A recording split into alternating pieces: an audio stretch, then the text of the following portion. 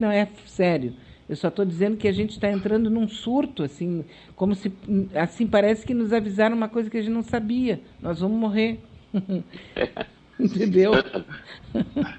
Hoje tem outro cálculo aí que diz que no mundo morrem hoje mais ou menos 300 a 350 milhões de pessoas por ano. E nascem mais ou menos 100 milhões a mais do que morrem. Então a população do mundo está crescendo. Mas 350 milhões de mortes por ano é uma coisa que todo mundo entende como normal. Talvez o número fique assim, ai pá, tanta gente morrendo. Mas tem quase 500 milhões nascendo. Sim, Mas, ao mesmo tempo, está diminuindo os nascimentos, né? Nós falamos na última vez, na PUC fechando a maternidade ali, porque 200, menos de 200 partos por mês, ela não pode subsistir e precisaria pelo menos 400 por mês. Aí estão devendo não sei quanto, o SUS para a PUC, e a PUC também devendo, então fechou. Então está diminuindo os partos no mundo, eu acho que mais no mundo ocidental, não na Ásia e na África, mas mesmo assim a população parece que breve estará em 8 bilhões, né? sim. Não, mas é que tá. Não estou dizendo que não seja grave. Eu sei que é grave. A questão que eu estou dizendo é que parece que nós estamos descobrindo a pólvora, entendeu? Aqui, ó, quantas pessoas morrem e nascem no mundo? É difícil afirmar quantas pessoas nascem e morrem no mundo diariamente.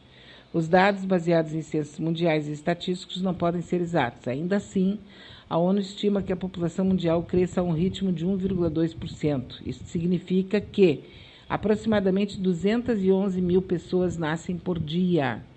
Isso daria uma média de quase 3 nascimentos por segundo, ou 180 por minuto.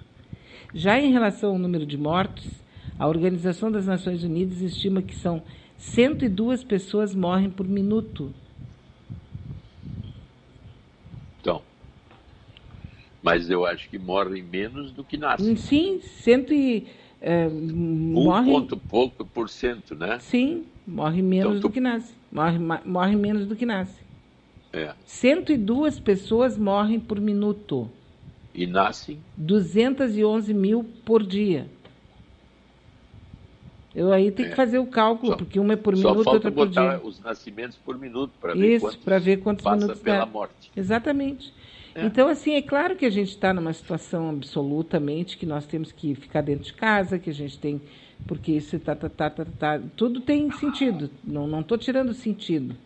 Eu só estou assim, tentando esgravatar, entender o que. Mas que então vamos levantar uma hipótese. Fala. O que pode estar acontecendo é que com as informações, chamada infodemia, quer dizer, uma inflação de informações que gera uma pandemia, pode realmente hoje ter um efeito muito mais fantástico em relação a criar medo. Porque uma coisa que até há pouco tempo, como diz a tua filha, não aparecia, agora com essa mídia mundial de saber que lá estão fechando a fronteira aqui, fronteira lá, todo mundo começa a ficar apavorado do mundo, porque eu tenho ali a informação aqui na mão, lá do Butão, lá do Cazaquistão. Então eu sei tudo no mundo, então é fácil criar uma paranoia mundial, né? Sim, e parar tudo. E para tudo, porque aí o medo se instala via internet. Uhum. Eu me sinto na Itália quando eu vejo aquele filmezinho. É o meu futuro. Não, e a gente já sabe mais ou menos o ritmo da coisa, né? Vai faltar papel higiênico. Né? Isso, então o presente de aniversário é 50 rolos de papel higiênico. E já está adiantando a situação. Porque. Como é que tu disse? Eu garanto a cagada. Tem que garantir, né? Olha onde é que já se viu, né? Numa zona como a gente está vivendo. Bárbaro. Tá? Não, que nós temos 3 alternativas. Aliás, a vida é cheia de alternativas, né? Mas tu pode optar em olhar as coisas com medo, terror e pânico, ou olhar as coisas e ir passando por elas meio que tentando sobreviver e vendo o lado engraçado da coisa, porque às vezes tu vê as coisas acontecendo e agora o que nós vamos fazer? Aqui no Brasil vai ser difícil o coronavírus produzir o que está produzindo nos outros países. Eu acho que nós estamos olhando os outros países, mas aqui tu tem razão, acho difícil. Primeiro pelas dimensões continentais do país.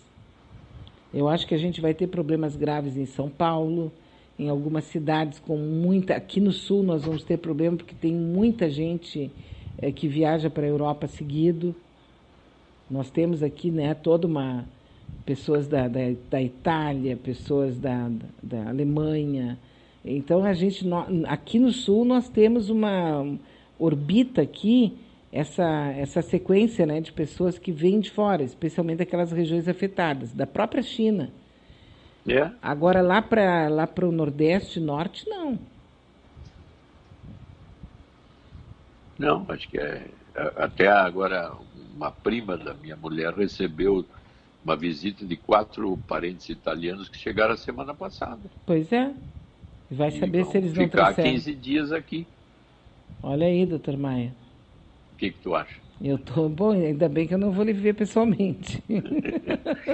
Um deles é enólogo e vai visitar, e já está indo lá para a Serra por causa de vinícolas. Sim. Ele é enólogo na Itália, né? Então, daqui a pouco, né? Mas tossir aqui no telefone tem problema, né? Não tem problema. Não, mas veja que nós aqui temos um canal direto com as origens lá, onde tem mais problemas. É o caso da Itália, da Alemanha, da própria China. Aqui em Campo Bom, tem uma família que foi a primeira família que abriu uma fábrica de calçados lá na China. Não é? Bom. Foi de Campo Bom, foi a primeira fábrica, e foi ele que segurou, inclusive, a questão dos calçados aqui no Rio Grande do Sul, naquele período em que a China estava chegando com tudo, porque ele já tinha uma fábrica lá. Sim, tu te lembra que nós falamos que tem ali na região de Wei, 50 firmas americanas, 40 europeias e 50 chinesas, que imediatamente cessaram a produção em tudo, né? Fecharam tudo. Porque a mão de obra lá é muito barata, então o segredo é ou abrir uma fábrica, a Grendene, né? Abrir uma fábrica no Nordeste, porque os impostos lá embaixo. E deve ter a Grendene na China, né? Sim, essa fábrica aqui que é de Campo Bom, era do Ernesto Araújo, um cara que não aparece em lugar nenhum, é um cara estranho. Ele abriu a primeira fábrica dele em 1995, 94, lá na China. E ele foi a ponta de lança dos calçadistas aqui do Vale dos Sinos, e que conseguiram segurar as pontas todas naqueles momentos da China, chegando com tudo. Mas ele não é um cara que gosta de aparecer. Nem sei se está vivo ainda, mas deve estar. O fato é que... então, nós temos muita gente que vai e volta para a China, isso que eu queria dizer.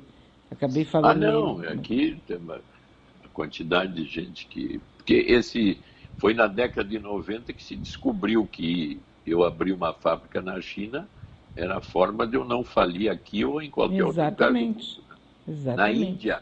Na Índia, os escritórios de grandes firmas americanas são na Índia.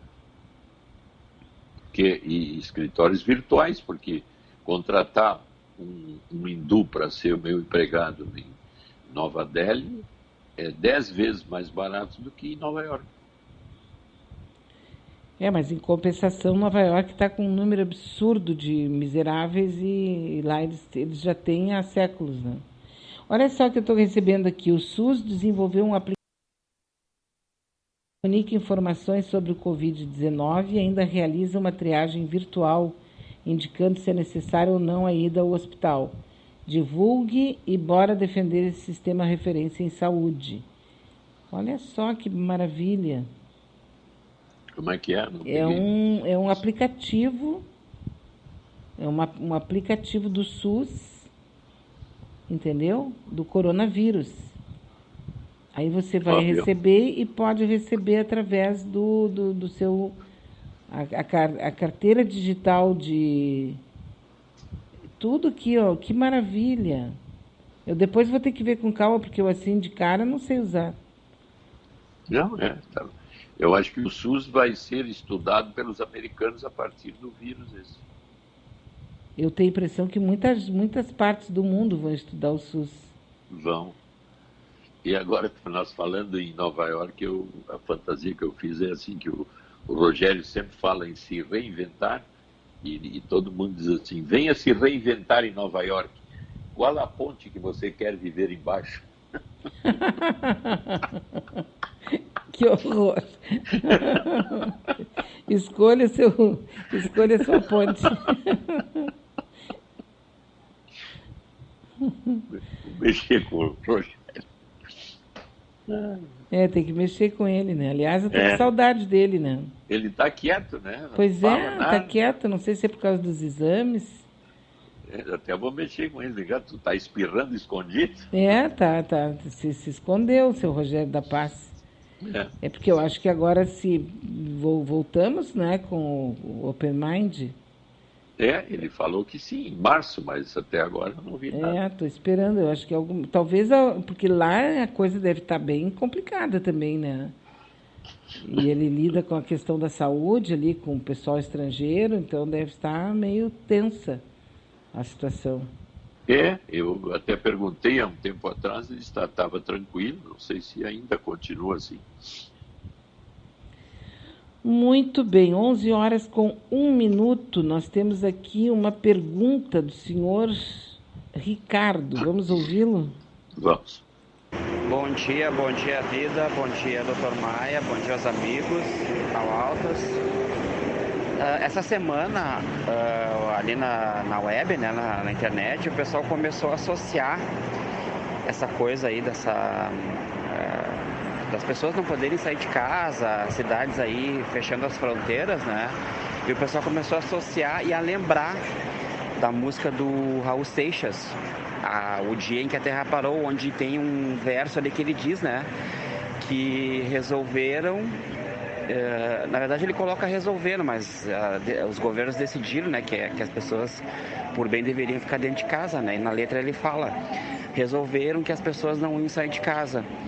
Então eu queria perguntar, a gente sabe do histórico do Raul, né, que ele vivia em estado alterado de consciência, estava sempre viajando, né, então eu queria perguntar pro Dr. Maia assim, o que ele acha, se é a loucura da cabeça do artista, se é coincidência, né, ou tem pessoas que têm essa coisa essa premonitória, assim, tem esse dom, vamos dizer, né, de antever as coisas e utilizar a arte, né, no caso do Raul, a música, para falar disso, né, das loucuras da humanidade, das mazelas da humanidade. Então eu queria saber a opinião do Dr. Maia em relação a isso. Tá, um abraço.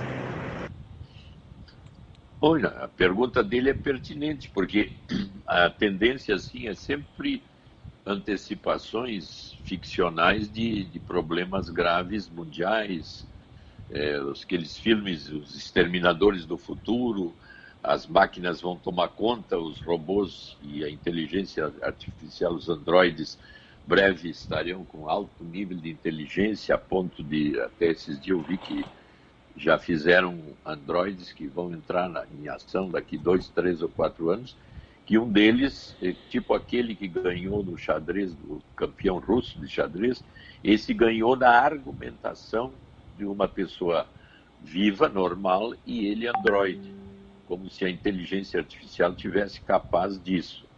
As minisséries essas, por exemplo, da transformação das pessoas em zumbis, está em alta de novo, todo mundo está vendo, porque a gente está ficando com medo desse vírus que nos transforma em doentes. Então, essas possibilidades visionais, e principalmente de artistas, é uma coisa comum de antecipar zonas catastróficas da humanidade. E eu me lembro até nós falamos esse dia, Beatriz, do Simpson, que anteciparam muitas coisas, quase 10 antecipações, até a eleição do Trump, muitos anos antes, como uma coisa absurda, mas possível. Então, realmente, isso de antecipar catástrofes